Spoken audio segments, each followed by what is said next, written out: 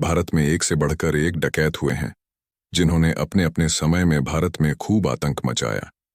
लेकिन आज हम आपको एक ऐसे डकैत के बारे में बताने जा रहे हैं जिसका नाम ही दहशत का पर्याय था। उसके गिरोह में 200 लोग थे। वे चलते फिरते तीर्थ यात्रियों के समूहों, व्यापारियों के काफिलों और बारातों को गायब कर देते।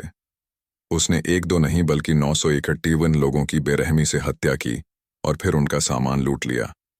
आखिर में 75 साल की उम्र में उसका जो अंजाम हुआ, उसके बारे में उस खूंखार डकैत ने भी नहीं सोचा था। सीरियल किलर के रूप में ठग बहराम पूरी दुनिया में कुख्यात है। उसका जन्म 1750 में हुआ था। 50 वर्षों के समय में ठग उसने रूमाल के जरिए गला घोंटकर 900 से अधिक लोगों की हत्या की थी। उसको 75 वर्ष की उम्र में पकड़ लिया गया। 1840 में उसको फांसी की सजा दी गई। बताते हैं कि बहराम एक बार जिस रास्ते से गुजरता था वहां लाशों की ढेर लग जाती थी।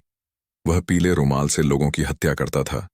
दिल्ली से लेकर ग्वालियर और जबलपुर तक उसका इस कदर खौफ हो गया था कि व्यापारियों ने रास्ता चलना बंद कर दिया था।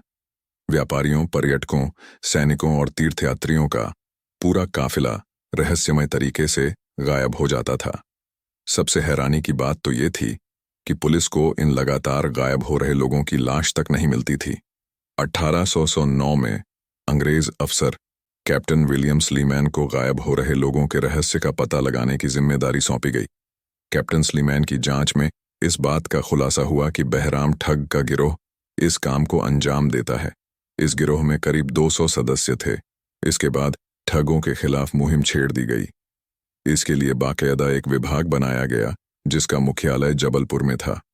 स्लीमैन ने दिल्ली से लेकर जबलपुर तक के हाईवे के किनारे के जंगल साफ करा दिए। गुप्तचरों का एक बड़ा जाल बिछाया। गुप्तचरों की मदद से ठगों की भाषा को समझने की कोशिश की गई। ठग खास भाषा में बातचीत करते थे। इसे रामोसी कहते थे। रामोसी एक सांकेतिक भाषा थी। इसे ठग अपने शिकार को खत्म करते वक्त इस्तेमाल करते थे। कैप्टन स्लीमैन करीब 10 साल बाद बहराम ठग को गिरफ्तार कर पाए। उसने बताया कि उसके गिरोह के सदस्य व्यापारियों का भेष बनाकर जंगलों में घूमते रहते थे। व्यापारियों के भेष में इन ठगों का पीछा बाकी गिरोह करता रहता था। रात के अंधेरे में जंगल के पास काफिले को शिकार बना लिया जाता था।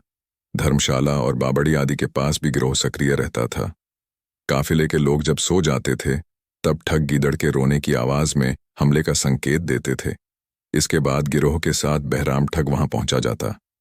अपने पीले रुमाल में सिक्का बांधकर काफिले के लोगों का गला घोंटता जाता था। लोगों की लाश को कुआं आदि में दफन कर दिया जाता था। बहराम की गिरफ्तारी के बाद उसके गिरोह के बाकी सदस्य भी गिरफ्तार कर लिए गए।